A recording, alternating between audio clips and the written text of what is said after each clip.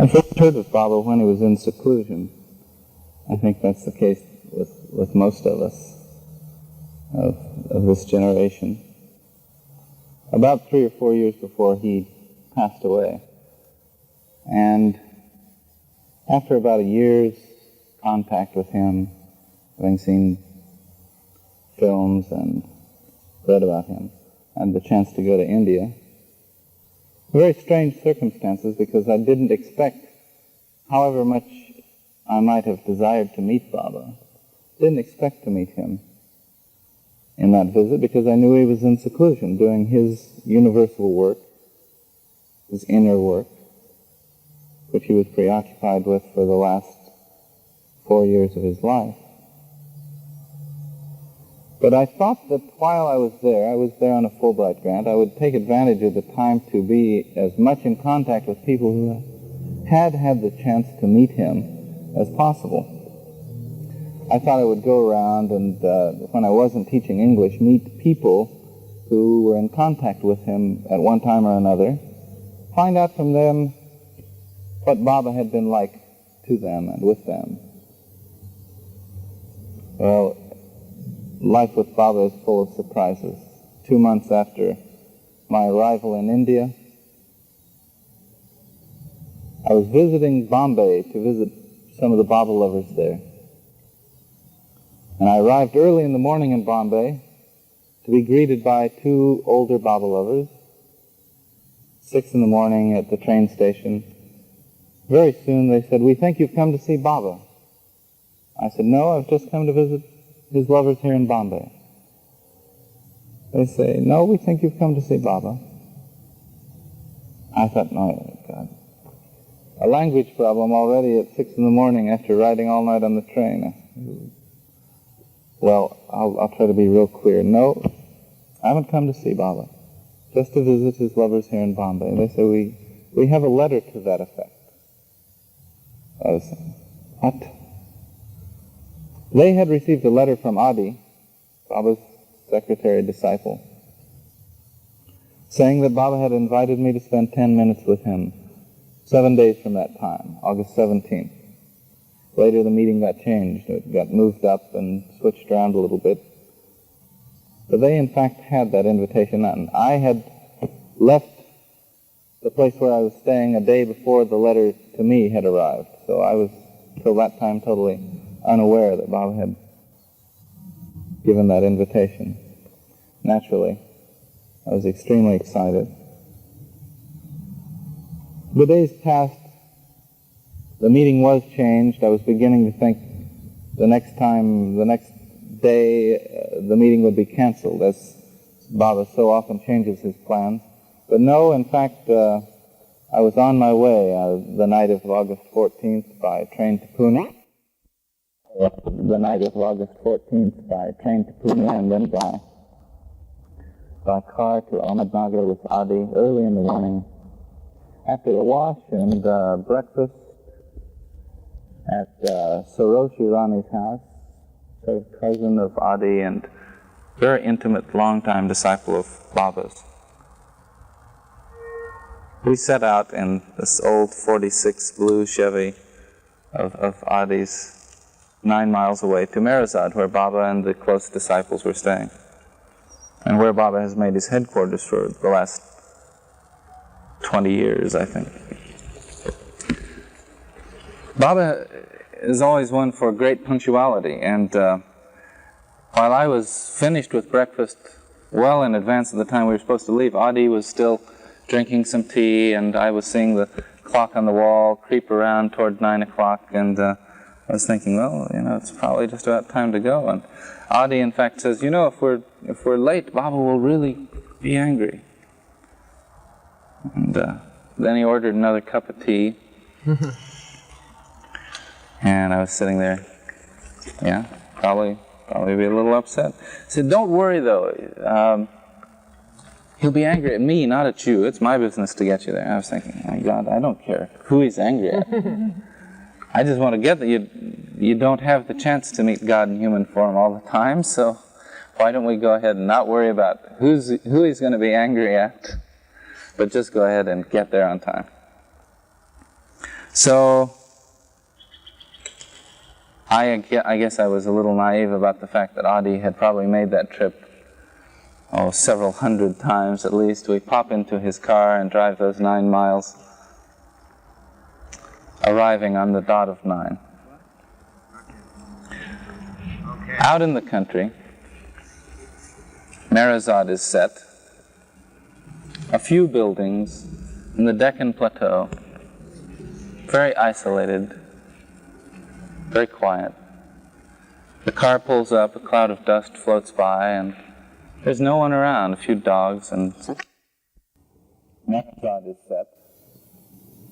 A few buildings in the Deccan Plateau, very isolated, very quiet. The car pulls up, a cloud of dust floats by, and there's no one around, a few dogs and some chickens. And suddenly out of the door of some building comes Erich. Erich is a long-time disciple of Baba's who translates Baba's gestures for people who speak English, for the most part. Been very close to Baba in the last 20 or 30 years.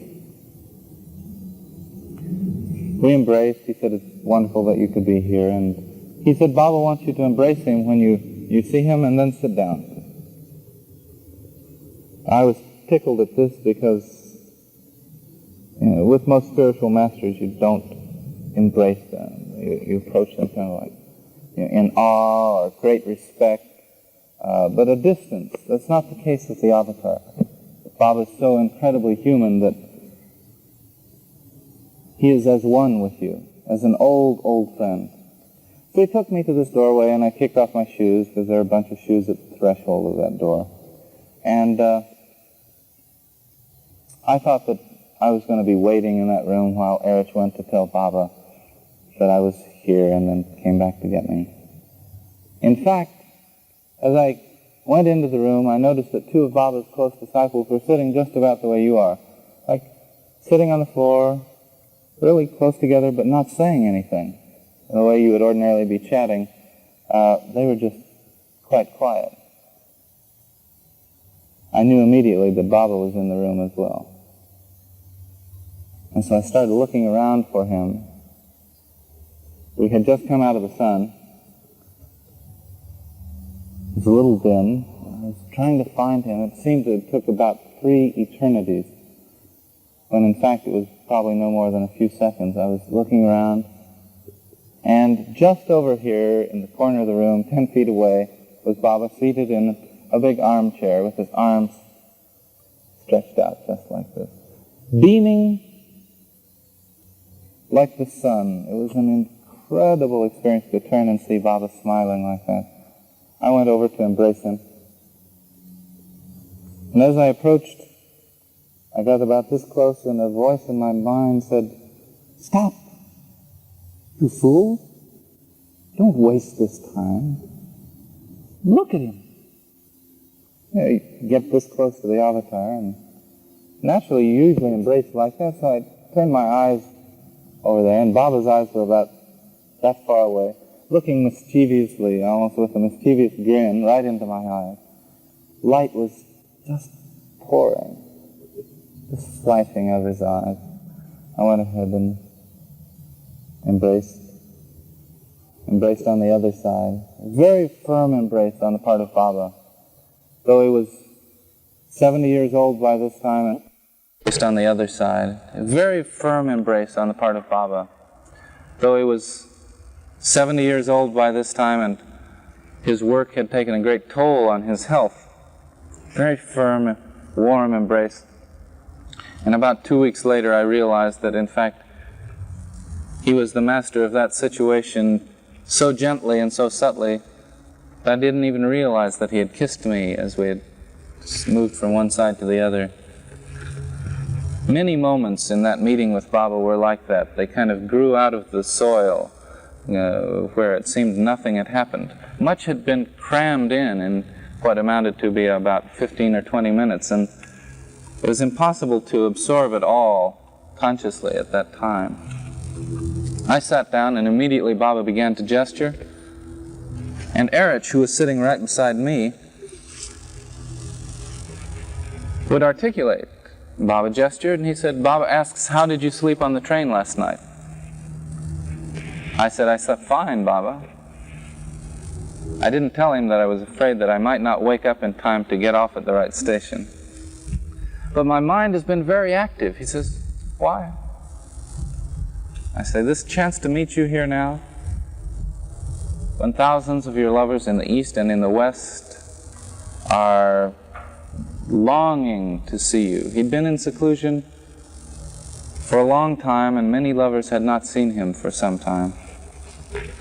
It was very exciting to me, I said. He said, you're very fortunate to be here now, because as of today, my seclusion will become so strict that only these intimate ones, pointing to his close disciples, will see me from now on.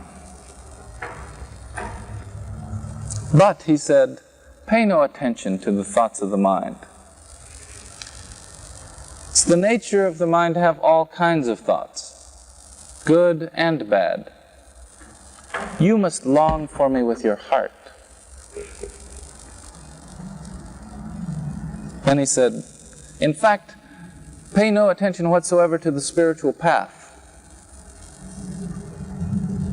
or to any spiritual experiences.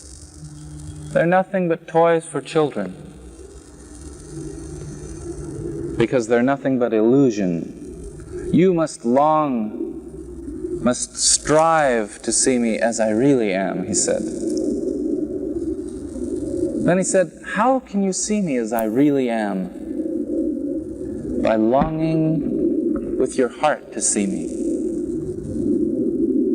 I was there for a short time, so he was both asking the questions and answering them, so as not to waste time, I guess. And then he said, how will you get this longing? By loving me. Again he said, you must strive to see me as I really am. Some time passed, he said a few things. Then he looked at me with a very straight face and said, God proposes and man disposes. I wasn't... Again he said, you must strive to see me as I really am. Some time passed, he said a few things. Then he looked at me with a very straight face and said, God proposes and man disposes. I wasn't going to tell Baba that I thought that sounded backwards. I didn't know adages and proverbs all that well. But it did sound backwards to me. You know, man proposes, but God disposes, is the way I'd always heard it. Baba was a straight face and things. Again he repeated, God proposes and man disposes.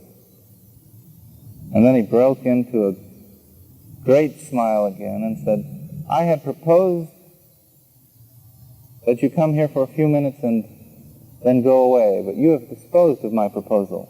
I want you to stay a few more minutes. He says, have you met Francis Brabazon? Francis, the Australian poet that had been with Baba for 13 or 14 years at that time. I'd read his poetry. I said, no, Baba, I've read some of his things. I haven't met him. So for the first time, took my eyes off of Baba and reached over and met Francis. Baba asked Francis to recite some of his recent poetry. Francis had a sheaf of pages.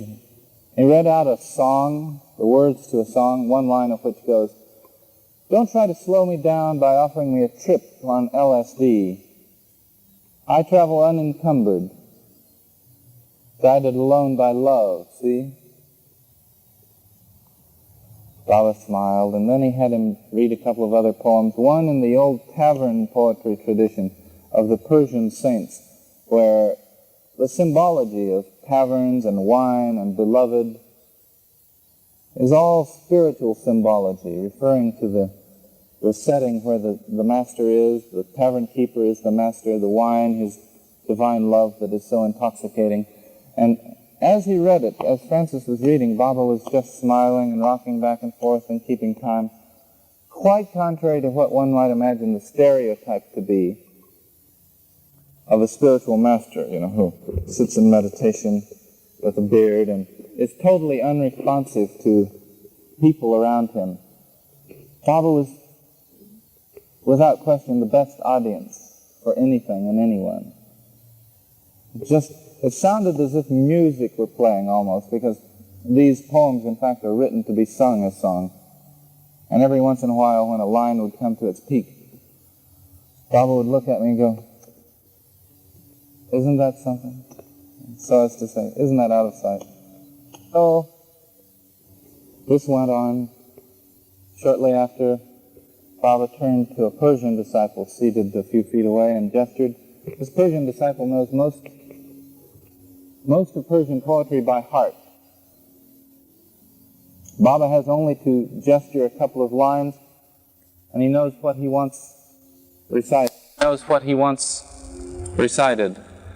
And so Baba indicated he wanted a certain couplet from Hafiz recited, which this man named Aloba read out, spoke out from memory. And Baba translated the couplet to read, "Millions of men of God stand in a queue, in a line, to cross the threshold of the God-man. One crosses the threshold out of the millions. Out of millions who cross the threshold, only one can see me as I really am." Again, Baba looked very seriously and said, "You must strive to see me as I really am." I knew what he meant by that, roughly, as much as one can know at an ordinary level, because I'd read some of his descriptions of what seeing him as he really is means, beyond the coat of his human body, the infinite consciousness of God, of the avatar. Not to think that Meher Baba is in one place at one time, but to know that he is in everything and everyone. Well, by this time Baba had said it 3 or 4 times, and I was beginning to think I was a pretty poor conversationalist, not saying a thing. So I kind of thought that I should say something. Said, "By your grace." How else did I think that I could see him as he was? I didn't even think I could see him in the human body except by his whim and his grace. He said immediately, "You strive, I will help you." He wasn't invalidating the concept of grace, far from it, but he certainly was emphasizing the fact that one doesn't sit on his tail end waiting for that grace to dawn. By this time I was beginning to get a sense that I was being loved. It's a peculiar thing to try to describe, because I'd never experienced it before, I never have since. I've felt being in love, I've known that other people were in love with me or that loved me. I never felt love as an active, moving force. And I felt that very subtly, very gently, almost as if Baba were a space heater of love. That love was coming across just in a very gentle breeze coming over. And it was a paradoxical feeling, because simultaneously it was a kind of subtle inward fountaining, so that one didn't know whether something was going on inside or coming from outside, or both. But it was so gentle that it wasn't even distracting. It just made me think, yes, so this is being loved. This is the source of love. So that one didn't know whether something was going on inside or coming from outside, or both. But it was so gentle that it wasn't even distracting. It just made me think, yes, so this is being loved. This is the source of love.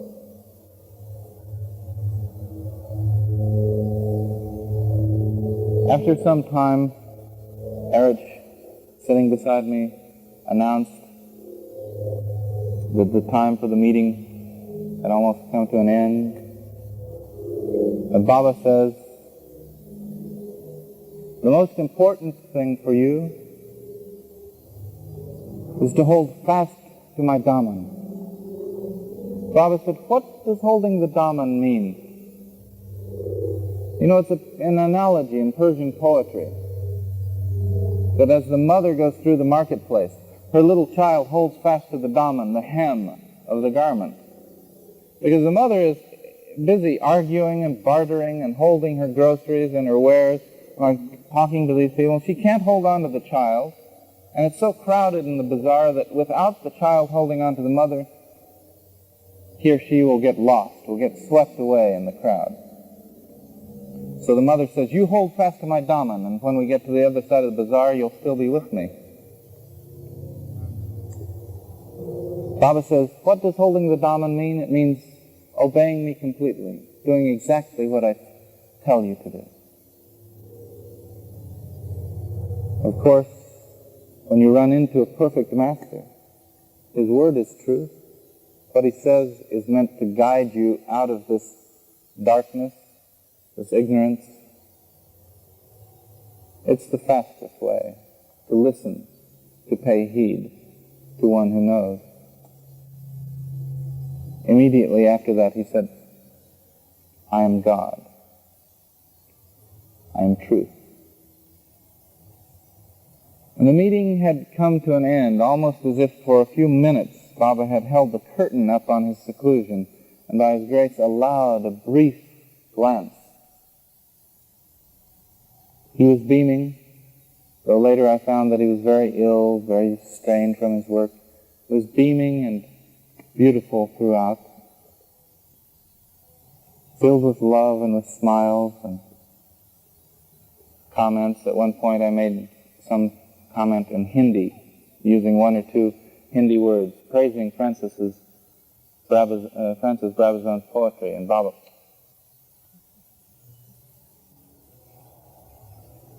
So I went to Baba again,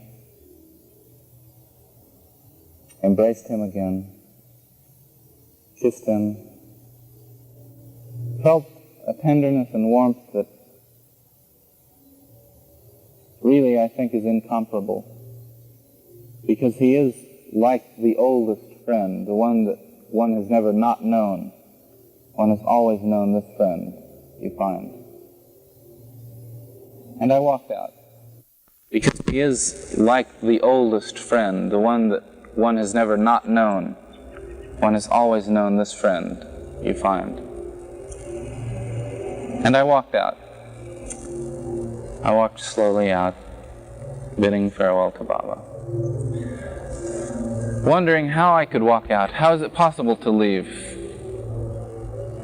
And yet feeling that I wasn't really leaving, that embrace sort of was going with me. I talked with Baba's disciples for some period after that. Every few minutes, Baba would send out a message, send out some mangoes, some word with one woman, Mandali with his sister one time, some message, you be sure to be in contact with this fellow, he will help plan some of your travels. It was as if I hadn't left his presence, and as if his attention were still caring for, considering his recent guest, a matchless host, even at the most human level. No lightning flashes, no thunderbolts, just a profound sense of being in the atmosphere of perfection, of great love.